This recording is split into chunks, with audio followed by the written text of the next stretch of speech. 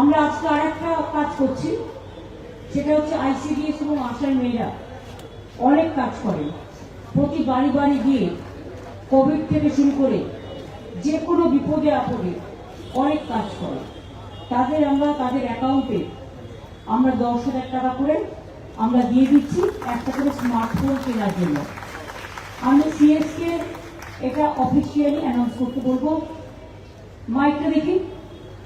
ICDS এবং আশা কর্মীদের জন্য এবং তাদের পরিবারবর্গ সকলকে জানাই অনেক অভিনন্দন। যেটা ম্যাম আপনি বললেন, আমরা আজকে 1,05,000 আমাদের আঙ্গনওয়াড়ি কর্মী আছেন, ওদের অ্যাকাউন্টে 10,000 টাকা ট্রান্সফার করা হবে, যার মাধ্যমে ওরা একটা স্মার্টফোন কিনতে পারবে। এবং স্মার্টফোন কেনার উদ্দেশ্য হচ্ছে আমাদের যে বিভিন্ন সার্ভিসেসগুলো আছে যাতে ওরা আরও সুষ্ঠুভাবে আগামী দিনে মা এবং শিশু স্বাস্থ্যের ক্ষেত্রে দিতে পারে, এই ব্যবস্থা করা হয়। তার সঙ্গে আমরা 72,000 আশা ওয়ার্কার্স আছে যারা হেলথ ডিপার্টমেন্টের ধরে, ওদের অ্যাকাউন্টেও আমরা 10,000 টাকা দিচ্ছি, এখান থেকে ট্রান্সফার হবে। মাননীয় মুখ্যমন্ত্রী এখন উদ্বোধন করলেন।